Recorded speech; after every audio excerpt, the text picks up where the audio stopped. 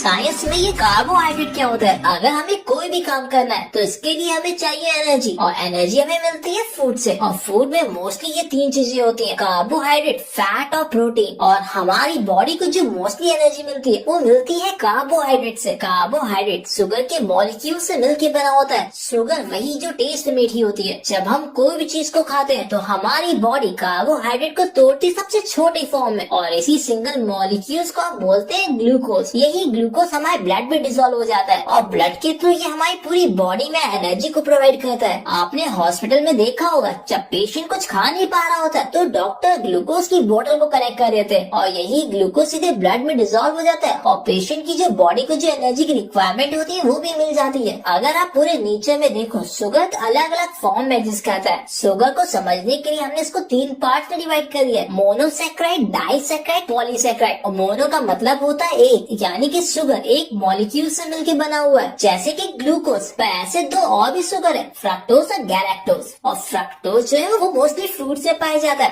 तभी तो उसको फ्रूट शुगर भी कहते हैं। गैलेक्टोज जो है वो डेयरी प्रोडक्ट से पाया जाता है, जैसे कि मिल्क। तो ग्लूकोज, फ्रक्टोज और गैलेक्टोज ये तीनों एक सिंगल मॉलिक्यूल शुगर है, तभी इनको हमने रखा मोनोसैकेराइड में। अब डाइसैकेराइड की बारी। तो डाइसैकेराइड यानी कि शुगर के दो मॉलिक्यूल। अगर शुगर का एक मॉलिक्यूल ग्लूकोज है और दूसरा मॉलिक्यूल फ्रक्टोज है तो ऐसे शुगर को बोलते हैं सुक्रोज। सुक्रोज यानी कि टेबल शुगर, यानी कि शक्कर या फिर चीनी जो हम खाते हैं। अगर शुगर का एक मॉलिक्यूल ग्लूकोज है और दूसरा मॉलिक्यूल गैलेक्टोज है तो ऐसे शुगर को हम बोलते हैं लैक्टोज। तो लैक्टोज भी मिल्क में ही पाया जाता है। और अगर शुगर का एक मॉलिक्यूल ग्लूकोज है और दूसरा मॉलिक्यूल भी ग्लूकोज ही है तो ऐसे शुगर को बोलते हैं माल्टोज। ऐसे शुगर व्हीट या फिर बार्ले में पाया जाता है। अब बात करते हैं पॉलीसैकेराइड की, यानी शुगर के दो से ज्यादा मॉलिक्यूल से मिलकर बना होना, जैसे कि स्टार्च। स्टार्च एक कॉम्प्लेक्स शुगर है, वो ग्लूकोज के कई सारे मॉलिक्यूल से मिलकर बना हुआ है। स्टार्च आपको पोटैटोज या फिर राइस से मिल जाता है। अभी आपने जितने भी शुगर के बारे में सुना, ये सभी शुगर एक फूड में डिफरेंट कॉम्बिनेशन में होते हैं। जैसे कि मेरे पास है ऑरेंज जूस, तो ऑरेंज जूस में जो सुक्रोज होता है वो लगभग 40% होता है। 30% फ्रक्टोज है और 30% ग्लूकोज है, यानी कि ऑरेंज जूस में ये तीनों के कॉम्बिनेशन में। अगर मैं हनी को लेता हूँ, हनी में 50% फ्रक्टोज है, 40% ग्लूकोज है और 10% अदर शुगर है।